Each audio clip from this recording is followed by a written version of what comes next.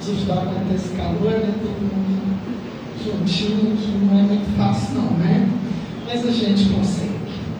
Nosso estudo hoje está no capítulo 26 do livro Boa Nova, a negação de Pedro.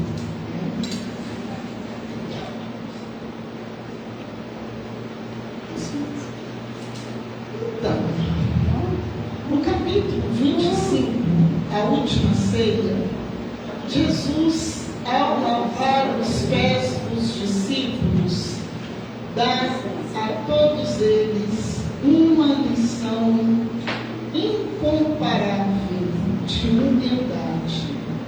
E Jesus lavou então os pés dos discípulos para mostrar a eles quem é maior no reino dos céus.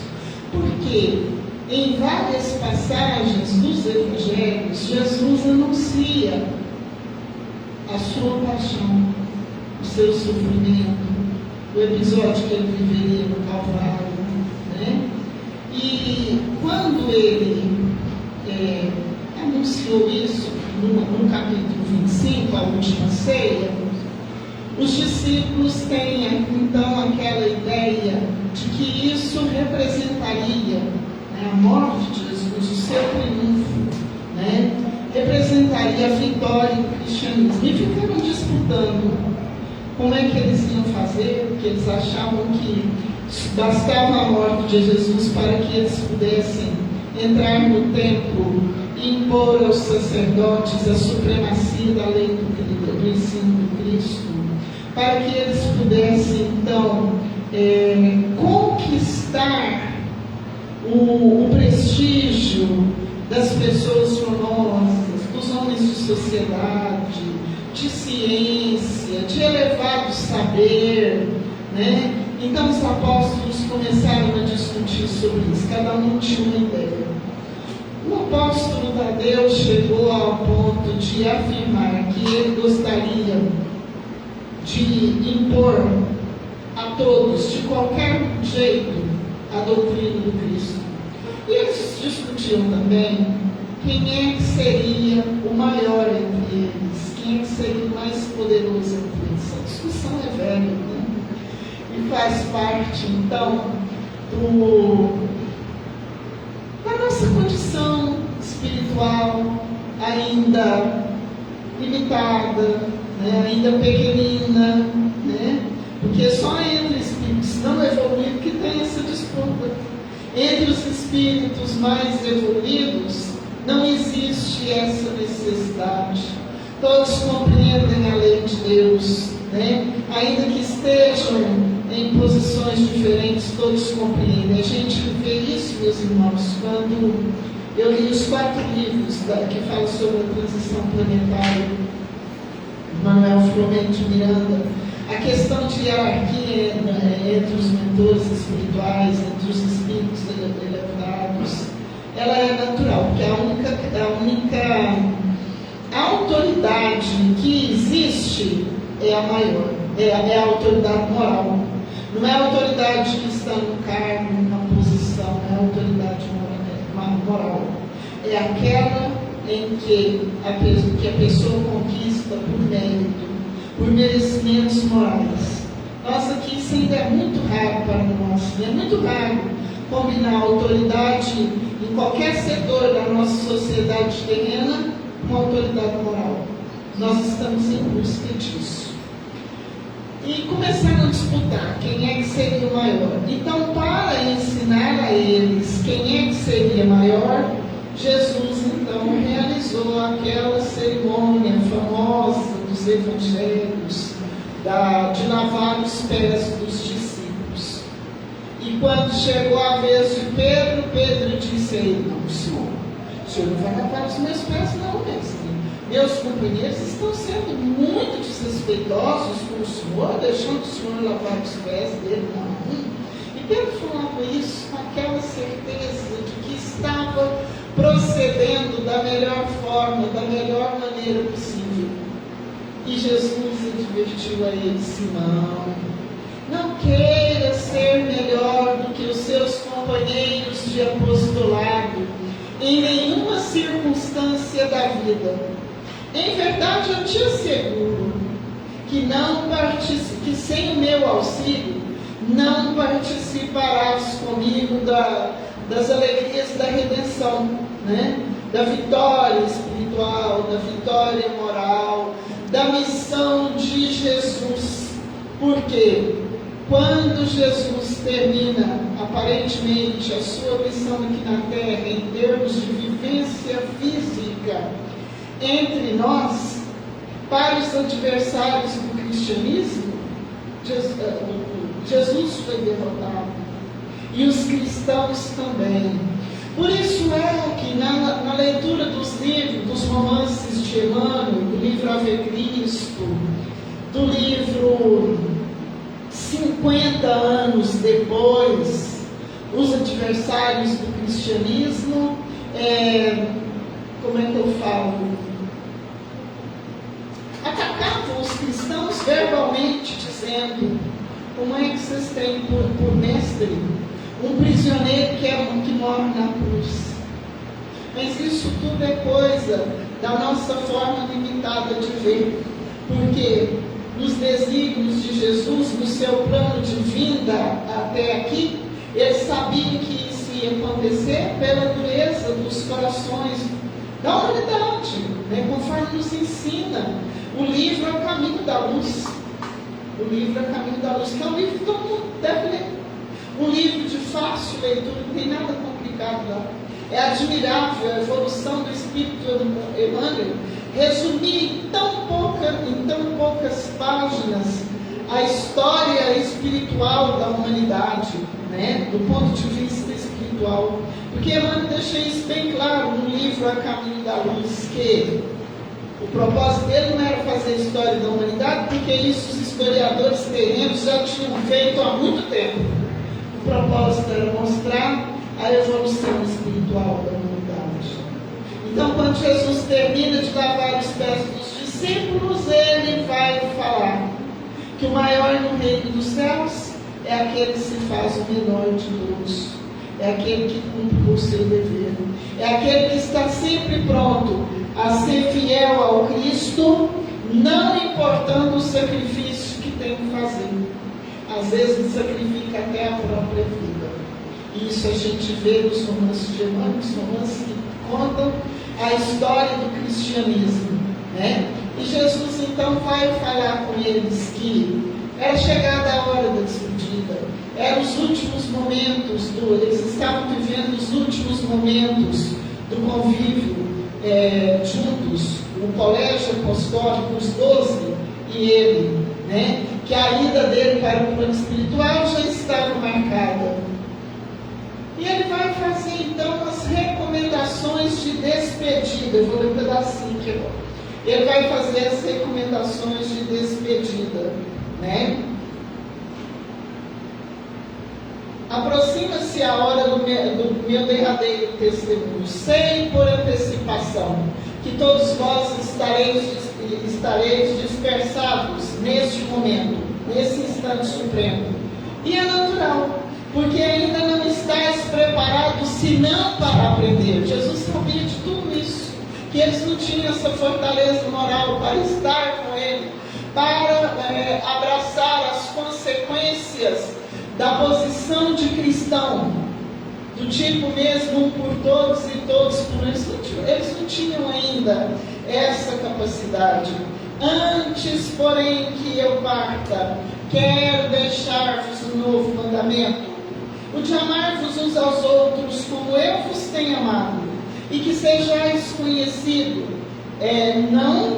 que sejais conhecidos como meus discípulos, não pela superioridade do mundo, pela demonstração de poderes espirituais, ou pelas vestes que envergueis na vida.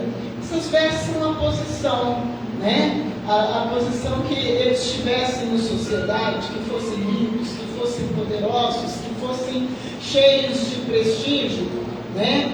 Entre os apóstolos de Jesus, nós sabemos que Levi, o Mateus Levi, era o mais, digamos assim, de condições financeiras mais avantajadas, era publicano, trabalhava na coletoria de impostos, e os publicanos compravam do governo romano o direito de cobrar impostos, conforme nos ensina um livro que fala das encarnações de Dr. Bezerra de Menezes, o 13º apóstolo, né?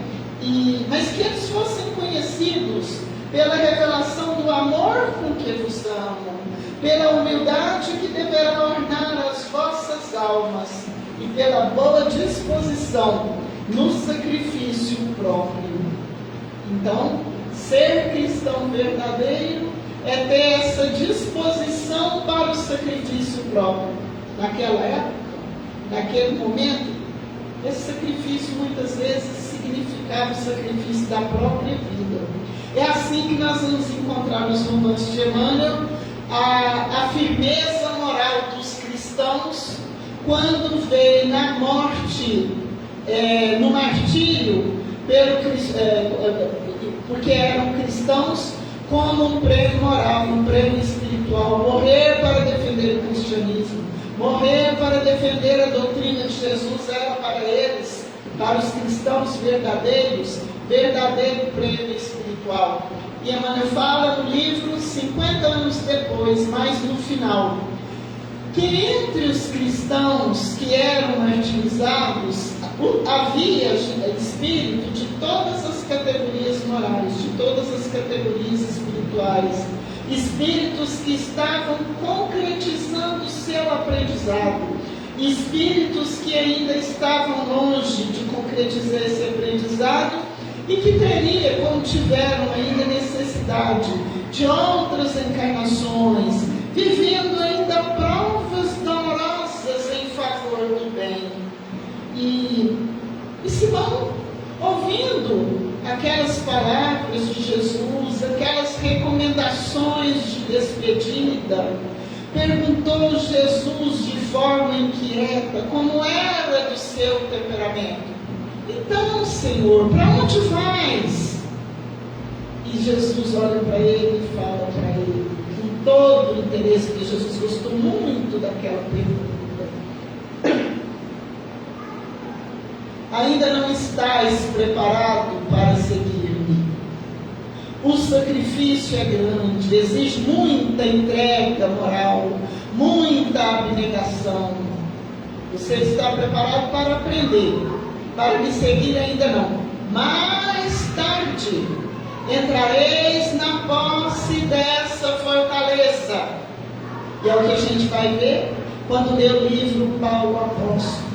O desassombro moral de Pedro, a forma como Pedro ensinava o perdão, tudo isso era comovente, era um exemplo para todos que seguiam o grande apóstolo, que assumiu então a posição de um verdadeiro pai de família.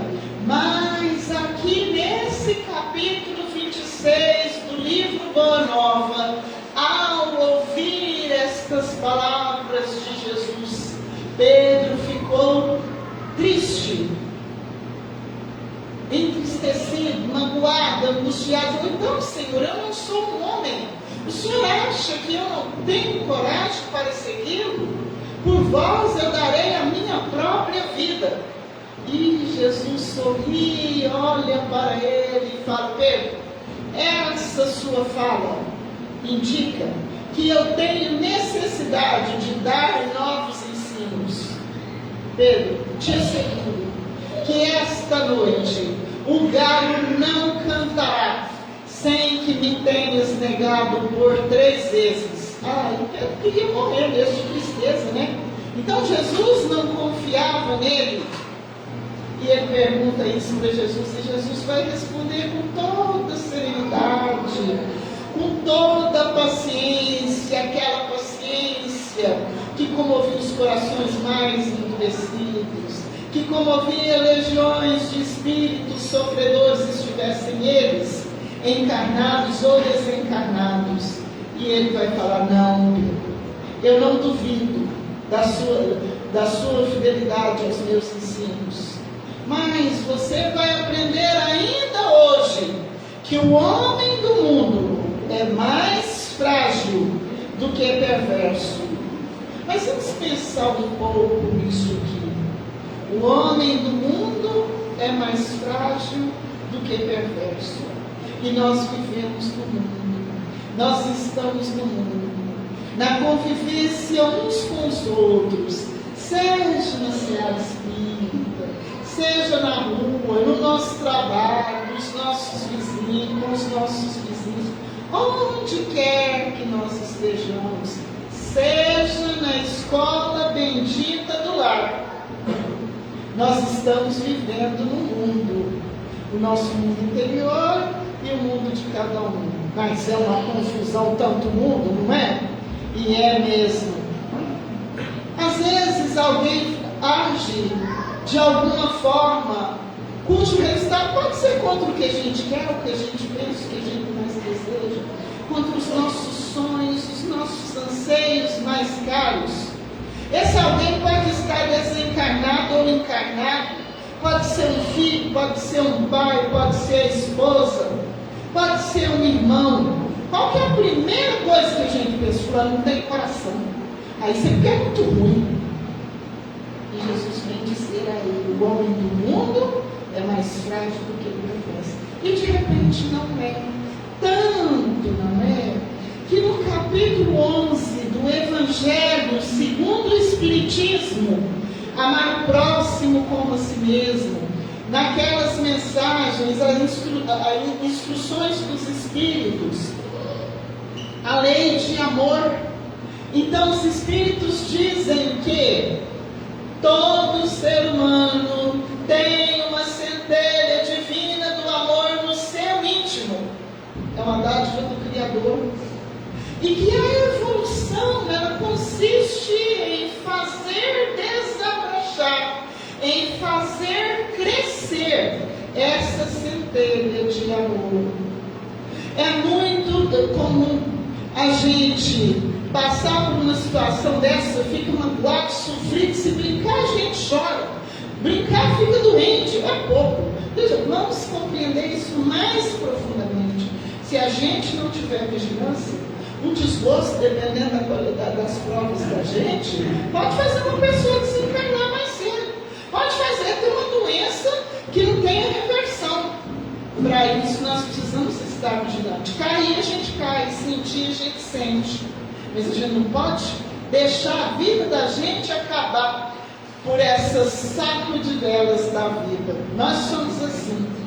E quando a gente compreende, quando a gente consegue a reconciliação com o irmão, um membro da família, né, o filho mais velho, o filho mais novo, entre os irmãos, no meio familiar, na seara espírita, a gente vai entender que por vezes a pessoa age mal, mas não é porque era ruim, é ignorância, é falta de conhecimento da lei divina, falta de conhecimento do amor do Pai que nos alcança a todos.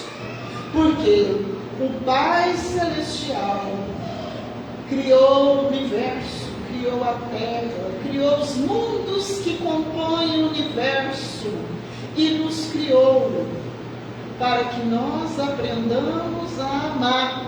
Por isso veio Jesus viver entre nós e nos ensinou a lei de amor, resumindo os 10 mandamentos de Moisés em apenas 2: amor a Deus sobre todas as coisas e amor ao próximo como a nós mesmos. Não é que os 10 mandamentos estavam errados ou caíram em desuso, de forma nenhuma. A primeira revelação, que é a revelação de Moisés, vem nos ensinar a lei de justiça. E Jesus, que é então o personificador, digamos assim, sem ver se essa palavra está certa, dessa segunda revelação, vem nos trazer o amor a Deus e amor ao próximo. Então, nós somos criados por amor e vivemos pelo O Pai nos ama infinitamente. E o Mestre Jesus, como príncipe da paz, como mensageiro divino do amor, veio nos ensinar lições preciosas de eternidade para que nós aprendamos a amar realmente, sem condição, sem pensar se o outro que é amado é bom ou se ele é ruim. Se ele não é bom e nós fazemos a nossa parte, tenhamos a certeza do determinismo divino para o bem, que um dia ele será bom, um dia ele se corrigirá. Todos nós um dia seremos seres perfeitos. Todos nós um dia amaremos sem condições. Para isso fomos criados, né? E Pedro teve então dificuldade em acreditar nas palavras do Mestre. Quando Jesus foi preso pelos soldados romanos, Pedro, querendo demonstrar por palavras e atos a sua fidelidade a Jesus, atacou um servo do sumo sacerdote com a espada. E Jesus ficou, deu bronca, fez advertências enérgicas. No Evangelho de Lucas não fala isso nem aqui, mas nos outros evangelhos fala: põe a tua espada na bainha, não é necessário derramar sangue. A gente conquista as pessoas pelo amor. A gente mostra a nossa superioridade com o nosso proceder. Por que isso é tão difícil então? Porque nesse momento a gente ainda não possui essa superioridade que gostaríamos de possuir. Quem já possui, isso exala como um perfume. A gente vê a pessoa e sabe que ela já possui determinadas qualidades que a gente ainda não possui. E Jesus foi preso e levado pelos soldados romanos. Quando Jesus foi preso, o modo sereno e pacífico como ele se entregou aos soldados romanos, deixou os companheiros de apostolado desapontados, decepcionados, e a maioria deles desapareceram, fugiram de medo. Fala em outros capítulos aqui do livro Boa Nova, que muitos deles foram nas suas casas, trocaram de túnica, cobriram a cabeça e permaneceram lá no meio do povo que assistiu o doloroso espetáculo do Calvário de forma oculta. O apóstolo Tomé assim participou do episódio do Calvário, acompanhando o martírio de Jesus à distância. E dentre esses ficaram apenas Pedro e João, o evangelista. E eles combinaram entre si que fariam o que estivesse ao seu alcance para tentar salvar Jesus. E houve um momento em que os soldados chegaram à casa de Caifás e prenderam Jesus numa cela úmida e escura, que dava para cuja visão dava para o pátio. E o pátio se encheu de pessoas que muitos, sem conhecer Jesus, falavam do Divino Mestre como se ele fosse um revolucionário vulgar, como se ele fosse um ladrão, um feiticeiro, um malfeitor. Escarneciam do seu ensino e riam dele. E Pedro e João estavam então apavorados. João então se retirou, foi até a cidade de Betânia para colocar Maria a par dos fatos e deixou Pedro sozinho. E Pedro então ficou lá andando entre aquela multidão que estava na praça. E de repente, uma senhora, uma serva da casa, exclamou olhando para Pedro: não és tu um dos companheiros deste homem? Pedro ficou assustado. E agora, o que eu falo? Porque qualquer coisa poderia significar a prisão e a perda da própria vida ali naquele momento. E Pedro, mais que depressa, assustado, apavorado, emocionado, está enganado. Não sou. Quando ele falou isso, as pessoas que ouviram essa resposta se sentiram à vontade para falar do prisioneiro. E Jesus, então, era uma noite muito fria, e todos se aqueciam em redor de um braseiro que foi aceso para que eles aguentassem a noite. Muitos confundiam as festividades da Páscoa com o episódio da prisão de Jesus, como se aquilo fosse um movimento popular, né? E tudo isso para vingar da entrada triunfal de Jesus em Jerusalém, onde ele fora seguido e aplaudido por toda a cidade, por todos os moradores de Jerusalém. Passado algum tempo, já uma noite mais avançada, um outro homem, participante lá daquele grupo que estava aquecendo diante no braseiro, olhou para ele e perguntou: então, vieste socorrer o teu mestre? E Pedro, mais que depressa: que mestre? Perguntou o pescador, entre receoso e assustado: nunca fui discípulo desse homem. Pedro então considerou aquelas duas negativas, e já com o coração cheio de arrependimento e de remorso, naqueles momentos curtos, breves, em que ele fora chamado ao testemunho, a testemunhar sua fidelidade ao Cristo, e ficou cheio de arrependimento. Passou mais algum tempo, um outro que estava aquecendo no braseiro apontou para ele e falou: é este, é aquele discípulo que nos atacou a espada entre as árvores do horto. E Pedro, emocionado, sem saber o que fazer, respondeu: estás enganado, amigo, vê que isso não seria possível. Mal ele acabou de dar a sua terceira negativa, os galos cantaram em vozes estridentes, anunciando a madrugada.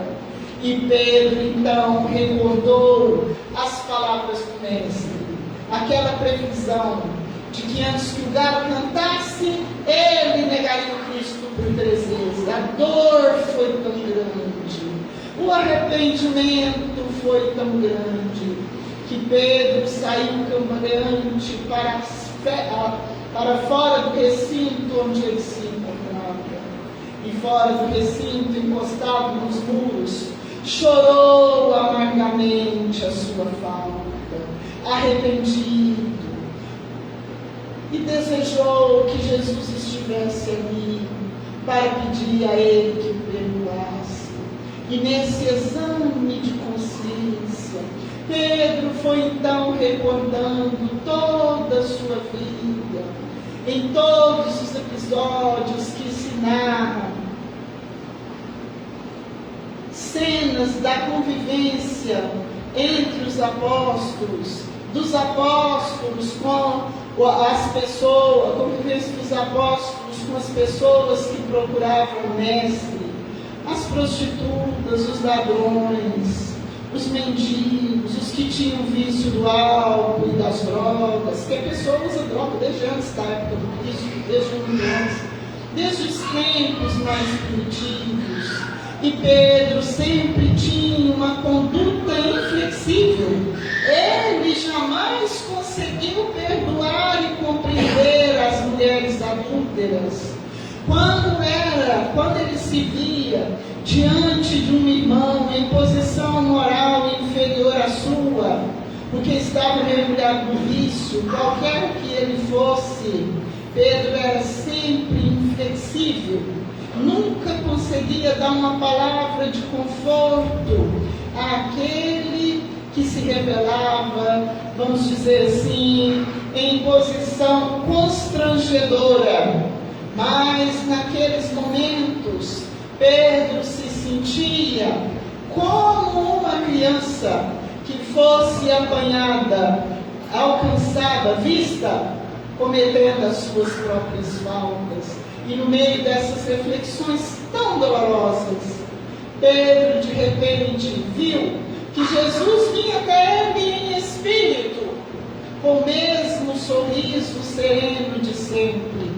Pedro então ajoelhou e pediu perdão. Senhor, perdoa-me. Foi uma visão rápida, breve e passageira. E a partir desse momento, Simão vai ter uma visão diferente sobre as faltas dos seus irmãos, sobre, digamos assim, a fraqueza moral das mulheres adúlteras, dos homens adultos. Os adúlteros o Evangelho não fala, né? Mas tem, né? Nós sabemos que tem. Porque onde tem uma mulher adúltera, tem um homem adúltero, com certeza, né? Respeitosamente, nós não temos dúvida disso, ninguém tem. Nem o próprio Jesus. A lei é justa. A lei é a mesma para todos, não importa se é homem ou se é mulher. Importa que somos filhos de Deus. E Pedro então começou a analisar a sua situação e começou a compreender o porquê da advertência feita por Jesus. Pedro, o homem do mundo é mais frágil do que Deus. Às vezes a pessoa erra, não é porque ela é má, por ignorância. Pedro foi testado. Ele, se ele afrontasse os soldados romanos, porque tinham prendido Jesus, provavelmente teria morrido junto com o mestre. E Pedro, então, digamos assim, conforme nos ensina o Evangelho, a pedra sobre a qual Jesus funda a sua igreja. É Pedro que é o líder, é Pedro que é o sustentáculo da obra do Cristo, da difusão do Evangelho na casa do caminho, o exemplo de serenidade de Pedro, a forma como Pedro ensinava o perdão, comovia a todos e transformava corações. E Pedro então começou a compreender porque é que o homem do mundo é mais frágil do que Deus. Vou terminar essa história aqui, lembrando, cada vez que eu leio, eu vejo que a situação de Pedro foi muito difícil sozinho. Porque quando a gente tem um para passar o acordo junto com a gente é mais fácil, não é? Sozinho, numa época em que não existia direitos humanos, né? Mas o trabalho de Pedro foi tão grande que Jesus, logo após o martírio, depois da ressurreição, num dos últimos momentos em que ele aparece espiritualmente aos discípulos, pergunta a Pedro: Pedro, tu me amas? E Pedro responde cheio de emoção: sim, Senhor, tu sabes que eu te amo. E ele repete a pergunta mais 2 vezes. E Pedro responde chorando, comovidamente, porque Jesus teve necessidade de perguntar. E 3 vezes Jesus pergunta a ele: apacenta as minhas ovelhas. Então, os episódios da vida de Cristo, os episódios da convivência com os apóstolos, relatados por livros como o Boa Nova, o livro Jesus do Lar, o livro Ave Luz, conheço esses 3, né? São histórias eternas para a gente analisar. Se Pedro negou Jesus com tanto amor no coração, com tanta vontade de acertar, como é que está a nossa vida? Como é que está a nossa fidelidade a Jesus? Nós já somos capazes de assumir a nossa responsabilidade como cristãos? Ou nós ainda negamos Jesus? Porque hoje, se Pedro não tivesse negado Jesus, a vida dele tinha corrido perigo.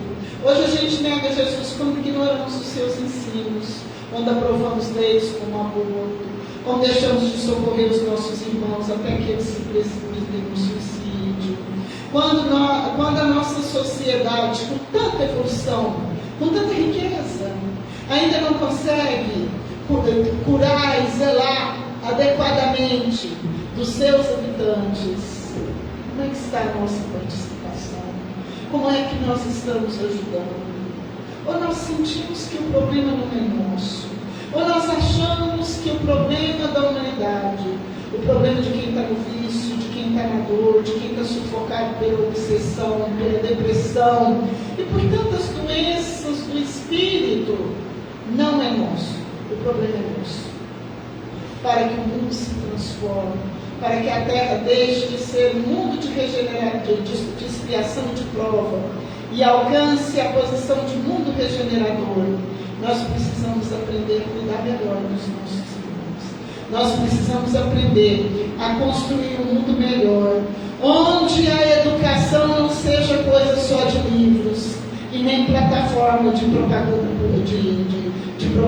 política, onde ela seja uma realidade, onde a fraternidade seja real. No mundo de regeneração, os espíritos ainda têm provas, ainda haverá enfermos na terra, no mundo de regeneração, e nós seremos os enfermeiros, nós seremos os cuidadores, nós seremos aqueles que vão socorrer os nossos irmãos. Para isso nós precisamos trabalhar desde agora o assunto é sério, e o Evangelho de Jesus, o exemplo do Divino Mestre, o exemplo de cada um dos apóstolos que já fizeram a sua trajetória. Judas, que é o famoso, que é chamado de traidor, já não é mais aquele que traiu Jesus, já tem a sua consciência redimida. Então nós precisamos pensar que para a gente evoluir, para a gente sair desse círculo de dor, de sofrimento, para a gente sair dessa condição tão dolorosa que nós estamos vivendo coletivamente. Esses dias eu estou conseguindo assistir jornal, porque é só prisão, é só matança, é perseguição de um lado, é do outro, é vingança. Para nós modificarmos isso, nós temos que começar a trabalhar agora.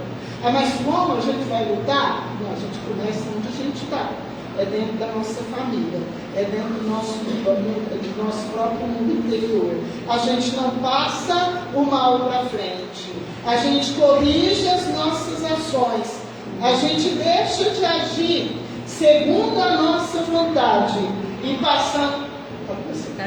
passamos a agir de acordo com a moral do Cristo. O que é que Jesus faria nessa situação? O que é que deve fazer um aprendiz do Evangelho na situação que eu estou vivendo? E fazer. Ninguém pode fazer a nossa reforma íntima. Imagina, meus irmãos, se alguém pudesse fazer a nossa reforma íntima por nós, não teria nem um filho lá nas zonas trevosas de sofrimento do plano espiritual. Os pais sofreriam tudo por eles e as mães. Mas a lei não é assim. Cada um tem que fazer a sua parte, cada um tem que fazer as suas obras. E nós, a obra maior que a gente faz é quando a gente dá a mão a quem precisa. Quem precisa dentro da nossa casa. É a palavra amiga, é o ombro amigo, é o espelho a hora que o outro está quase caindo. E nós sabemos que isso não é coisa que passa na televisão. Os problemas que a humanidade vive estão dentro do nosso lar, dentro da nossa família, e nós poderemos ser convocados a socorrer o quanto antes. Aliás, é melhor a gente ficar de olho. Como é que está vivendo o nosso familiar? Como é que vive meu filho? Como é que vive meu pai? Meu pai teve tanto desgosto disso, como é que está? É preciso conversar mais. Nós precisamos de ter o gosto de conversar uns com os outros, irmãmente, para que nós possamos nos conhecer a dor do outro, como que o outro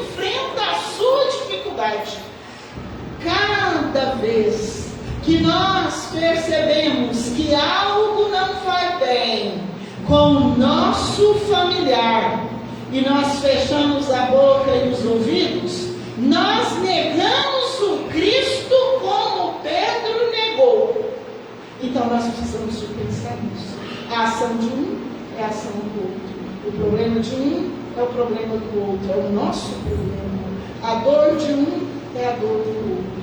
É só a gente fazer alguma coisa, com real vontade de ajudar, movido pelo amor, pelo mesmo amor com que o Pai Celestial nos ama, movido pelo mesmo amor que o Mestre Jesus veio nos ensinar. É só agindo de acordo com essas premissas de amor, de fraternidade incondicional, que nós estaremos sendo fiel a Jesus, fiel ao Pai Celestial, que rege os nossos destinos. Que Jesus nos abençoe. Nós agradecemos os mentores da nossa casa, os meus protetores, agradeço a presença, o amor e o carinho de sempre de todos os irmãos. Muito obrigada.